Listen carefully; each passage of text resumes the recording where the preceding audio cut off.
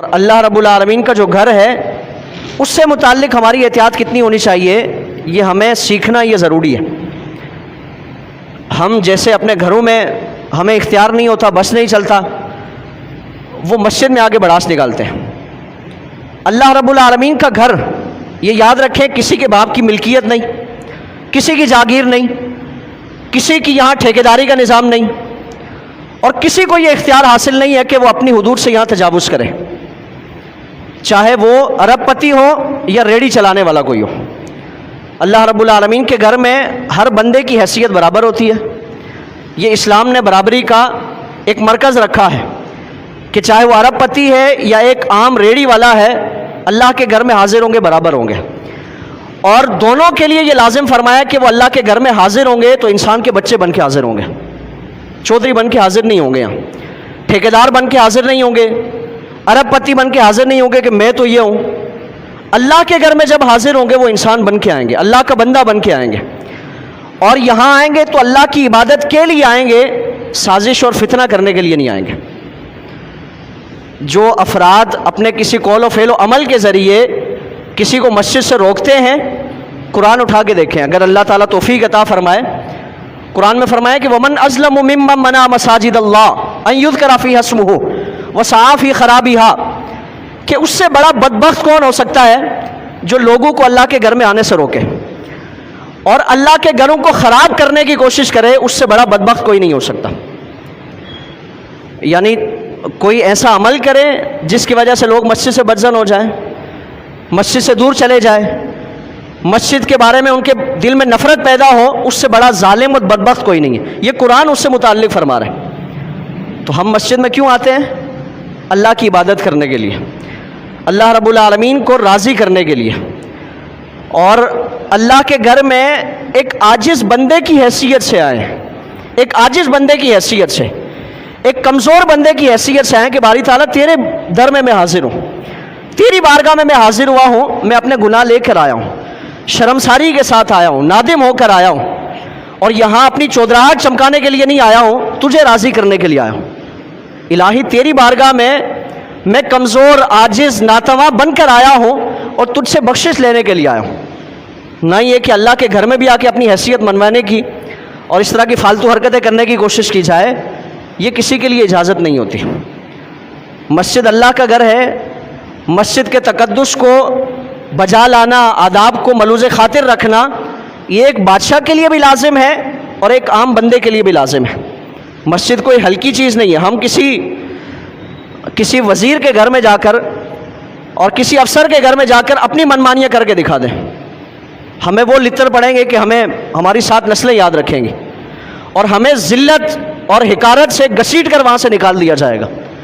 اور اللہ کے گھر کو اتنا ہلکا سمجھ لیتے ہیں ہم لوگ کہ ہم میں سے جو چاہے جیسا چاہے یہاں آ کر کچھ بھی کہہ دے، کچھ بھی عمل کر لے، کوئی پوچھنے والا نہیں ہے۔ تو اس لیے اللہ کا گھر عبادت کے لیے ہے، اور جو اپنے آپ کو کچھ بڑا افلاطون سمجھتے ہیں وہ اللہ کے گھر میں نہ آئیں، اپنے گھر میں اپنی ٹھیکیداریاں چمکائیں، اپنے یہ سارے معاملات کریں۔ مسجد میں آنے کی قطعاً کوئی ضرورت نہیں ہے۔ مسجد میں ہوں، آپ ہیں، کوئی بڑا صدر ہے، وزیر اعظم ہے، خاص کسی کے لیے کوئی پروٹوکول نہیں ہے، خاص کسی کو کوئی استثناء حاصل نہیں ہے کہ یہ صاحب آئیں گے تو انہیں اعزاز دیا جائے اور یہ 100 خون معاف ہے ان کے لیے، یہ جو چاہیں کرتے رہیں، اجازت کسی کو نہیں ہے۔ اللہ کے گھر کا تقدس پامال کرنا اور اللہ کے گھر میں انارکی اور انتشار پھیلانا، یہ کسی بھی صورت میں کسی کے لیے الاؤ نہیں ہے۔ اور پھر یہ بھی یاد رکھا جائے، ہمارے ہاں بعض لوگ اپنے آپ کو بڑا طوفان سمجھتے ہیں، اور جن کی اپنے بچوں پر، بہو پر، بیٹیوں پر، بیٹوں پر کوئی بات نہیں چلتی، گھروں کے معاملات کیا ہیں یہ ہم میں سے ہر شخص جانتا ہے۔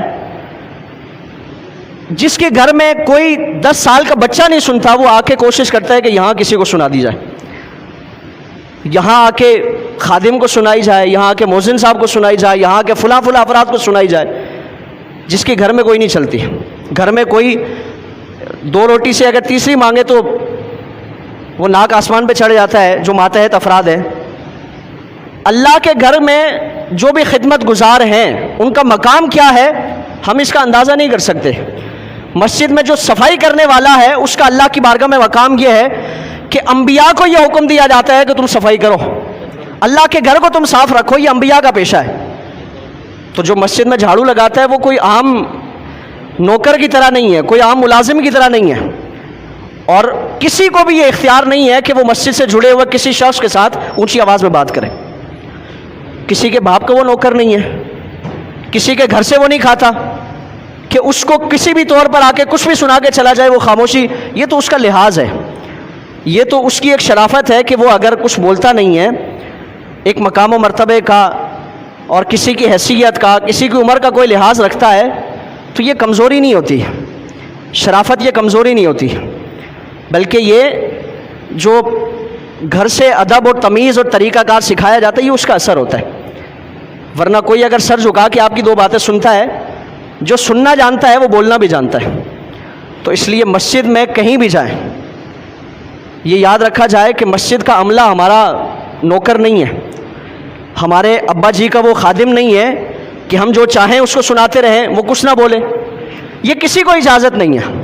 اگر آپ مسجد میں آتے ہیں، اللہ کی عبادت کرتے ہیں سر آنکھوں پر، اور آپ کو کوئی مسجد سے متعلق رائے دینی ہے سر آنکھوں پر، آپ مشورہ دینا چاہتے ہیں، مسجد کی بہتری کے لیے کوئی تجاویز ہے سر آنکھوں پر، آپ کا حق ہے آپ دیں، لیکن گالیاں دینا، بدتمیزیاں کرنا اور بالکل چیخنا چلانا یہ کسی بھی صورت میں کسی کے لیے الاؤ نہیں ہے۔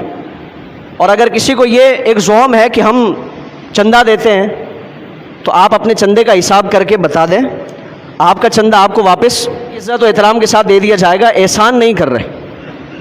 اللہ کے گھر میں اگر کوئی اللہ کے گھر کی تعمیر کے لیے اپنا حصہ ملاتا ہے تو یہ اس کی سعادت ہے کہ اللہ نے اسے اس قابل بنایا ہے کہ وہ اس کے گھر میں اپنا حصہ شامل کر سکے۔ اگر وہ احسان کرتا ہے تو اللہ پہ احسان کرے۔ اور مؤذن اس کا مقام کیا ہے؟ کسی وڈیرے، کسی ملک، کسی چودھری یا کسی افسر، کسی وزیر کی شان قرآن نہیں بیان کرتا، مؤذن کی شان قرآن بیان فرماتا ہے۔ وَمَنْ أَحْسَنُ قَوْلًا مِّمَّنْ دَعَا إِلَى اللَّهِ وَعَمِلَ صَالِحًا، کہ اس سے اچھی بات کسی ہو سکتی ہے جو اللہ کے لیے لوگوں کو بلاتا ہے۔ یہ قرآن مؤذن کی شان بیان فرماتا ہے۔ اور حدیث میں فرمایا کہ انبیاء کل قیامت کے دن رش کریں گے۔ کیوں رش کریں گے؟ یہ مؤذن لمبی گردنوں کے ساتھ آئیں گے، یعنی ایک وجہ امتیاز ہوگی، ان کی پہچان کی وجہ ہوگی۔ انبیاء عرض کریں کہ باری تعالیٰ یہ کون ہے؟ اللہ کی بارگاہ سے فرمایا جائے گا کہ یہ وہ لوگ ہیں کہ جو میری عبادت کے لیے اپنے آرام و سکون کو قربان کر کے لوگوں کو بلایا کرتے تھے۔ یہ مؤذن کی شان ہے۔ اور ایک اور حدیث سنیں، حضور نے فرمایا کہ جو مؤذن اللہ کے گھر میں اذان دیتا ہے، جتنی دور اس کی اذان کی آواز جاتی ہے، جتنے انسان اس کا یہ اعلان سنتے ہیں، جتنے چرند پرند، جتنی اللہ کی مخلوقات اس کا یہ اعلان سنتی ہے، کل قیامت کے دن اللہ کی بارگاہ میں اس کے حق میں یہ ساری چیزیں گواہی دیں گے کہ باری تعالیٰ اس نے اذان دی تھی، ہم نے سنی ہے، اس نے اذان دی تھی، ہم نے نماز پڑھی ہے، ہم اس کے گواہ ہیں کہ یہ اذان دیا کرتا تھا۔ تو کسی کی کیا مجال ہے اور کسی کی کیا اوقات ہے، یعنی کیا پدی اور کیا پدی کا شوربہ۔ اوقات کیا ہے کہ اللہ کے گھر میں جو اللہ کی طرف بلانے والے ہیں ان کے ساتھ بدتمیزی کی جائے۔ تو اس لیے کسی کو یہ اختیار نہیں ہے، کسی کو یہ اختیار نہیں ہے کہ وہ مسجد سے جڑے ہوئے کسی شخص کے ساتھ بدتمیزی کرے۔ آپ کو اگر کوئی شکایت ہے آپ آئیں، آپ بتائیں، طریقے سے بتائیں، آپ کی شکایت کا ازالہ اگر حق بجانب ہوئے شکایت کا ازالہ ہوگا۔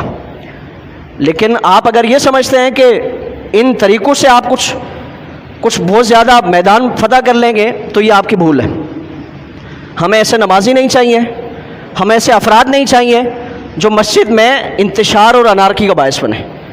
میں خادم ہوں، آپ خادم ہیں مسجد کے، اور یہ کوئی خدمت اگر اللہ کے گھر کی کرتا ہے یہ اس کا اعزاز ہے اور اللہ کی دین ہے۔ اپنے اعمال کو ضائع نہ کریں، جتا کر، بتا کر، احسان کر کے اپنی نیکیوں کو ضائع نہ کریں۔ اور اگر کبھی پنکھا چلانے میں، کبھی لائٹ آن کرنے میں کوئی ایک آدھ منٹ کا اگر تاخیر ہو جاتی ہے تو کوئی اگر اس کی وجہ سے کسی کی اموات واقع ہو رہی ہے تو بتا دے۔ یعنی اتنی گرمی، اگر ایک آدھ منٹ اگر اس میں تاخیر ہو جاتی ہے، طوفان مچا دینا، یہ اس طرح کی حرکت ہے، یہ ٹھیک نہیں ہے۔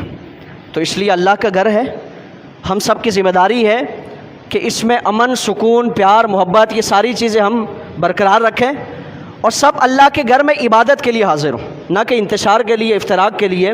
اللہ کی پکڑ بڑی ہے۔ ہم کسی کے گھر میں جا کر اگر کوئی اس طرح کی حرکت کر بیٹھے، ہمارے ساتھ سلوک کیا ہوگا یہ تو ہم جانتے ہیں، اور بلکہ جرت ہی نہیں کرتے، کیونکہ ہمیں پتہ ہوتا ہے سامنے والا کتنا طاقتور ہے۔ تو اللہ کے گھر میں اگر ہم یہ حرکتیں کریں گے، اللہ ہمیں چھوڑ دے گا، یہ ہماری بھول ہے۔ تو اس لیے اللہ کے گھر میں جو چوکیدار ہیں، جو خادم ہیں، ان کو چھیڑنے کی کوشش نہ کریں۔ یہ اللہ کے گھر کے چوکیدار ہیں، کسی دنیا کے گھر کے نہیں ہیں۔ اللہ پھر ایسی مار مارے گا کہ پھر دنیا اور آخرت میں سنبھلنا مشکل ہو جائے گا۔ یہ میں محتاط الفاظ